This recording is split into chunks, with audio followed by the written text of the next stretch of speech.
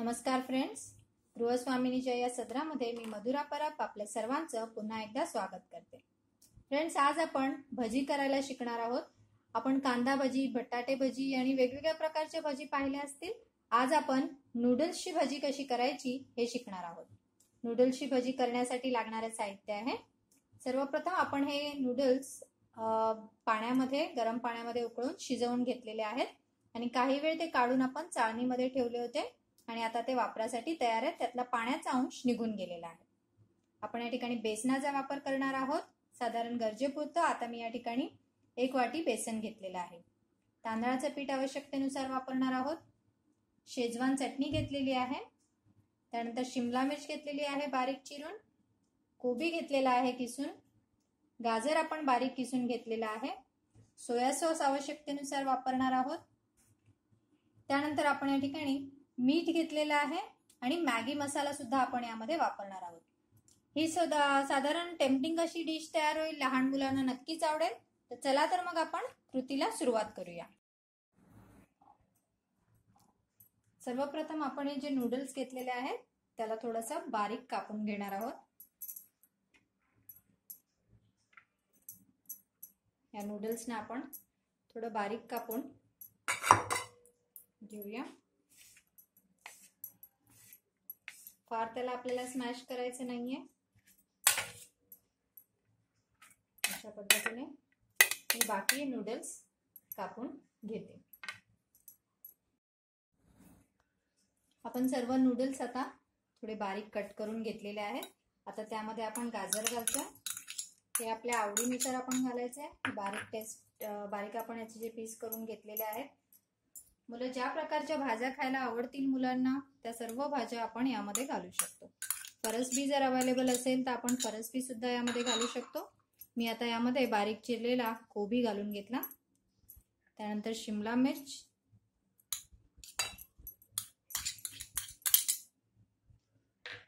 आता यामध्ये आपण सोया सॉस घालणार आहोत। साधारण 3 मोठे चमचे। शेजवान चटणी यामध्ये 1 मोठा चमचा आपण घातलेली आहे। मॅगी मसाला आपण टाकणार आहोत, ते साधारण 1 पॅकेट आहे हा।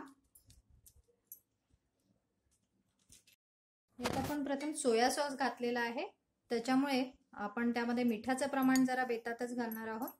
गरज पडल्यास आपण पुन्हा एकदा घालू शकतो। आता आपण यामध्ये बेसन पीठ मिक्स करतो। साधारण 1 वाटी। पाण्याचा वापर आपण नंतर ठरवणार आहोत की आपल्याला करायची गरज आहे की नाही। अदरवाइज या ज्या भाज्या आहेत त्या भाज्या याला पाणी बरंच सुटेल आणि त्यामध्ये नूडल्स पण मिक्स झाल्यानंतर फार कमी पाण्याची आपल्याला गरज लागेल। आता हे तांदळाचं पीठ आपण घालतोय, साधारण 2 मोठे चमचे। गरज पडल्यास आपण त्यामध्ये पुन्हा एकदा बेसन घालणार आहोत। सर्व इन्ग्रेडियंट्स आपण यामध्ये घालून घेतलेले आहेत। आता आपण याला व्यवस्थित मिक्स करून घेऊया।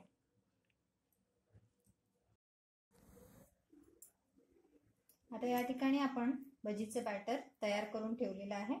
आता एका बाजूला आपण तेल तापत ठेवलंय कढईमध्ये। तेल गरम झालेलं आहे। आता आपण त्यामध्ये भजी सोडून तयार करूया। तेल बरंच गरम झालंय। आपण गॅस थोडा कमी करून घेतलेला आहे। जशी आपण कांदा भजी करतो तशीच आपण छोटे छोटे गोळे या भजीचे तेलामध्ये सोडणार आहोत। इव्हनिंग स्नॅक्स म्हणून ही अतिशय छान डिश आहे। साधारण गोल्डन ब्राउन होईपर्यंत आपण ही भजी व्यवस्थित तळून घेतलेली आहे। आता आपण ती काढून घेऊया।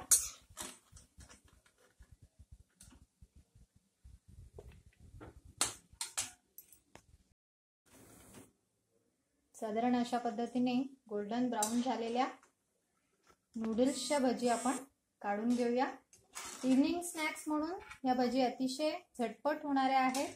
या आपण सॉस बरोबर किंवा चटणी बरोबर खाऊ शकतो। फ्रेंड्स, अशा पद्धतीने नूडल्सची भजी तयार आहे। आपण नक्की या प्रकारची झटपट होणारी रेसिपी ट्राय करा, आपल्या सर्वांनाच नक्की आवडेल। फ्रेंड्स, हा व्हिडिओ पाहून झाल्यानंतर माझं चॅनल सबस्क्राईब करायला विसरू नका आणि नेहमीप्रमाणेच आपले सजेशन्स, आपले कमेंट्स मला नक्कीच उपयोगाचे पडतील, ते माझ्यापर्यंत पोहोचू द्या. आणि आपल्याला आणखीन कोणत्या प्रकारचे डिशेस पाहायला आवडतील हेही मला कळवा. मी त्या नक्की आपल्यापर्यंत पोहोचवण्याचा प्रयत्न करेन. थँक्यू.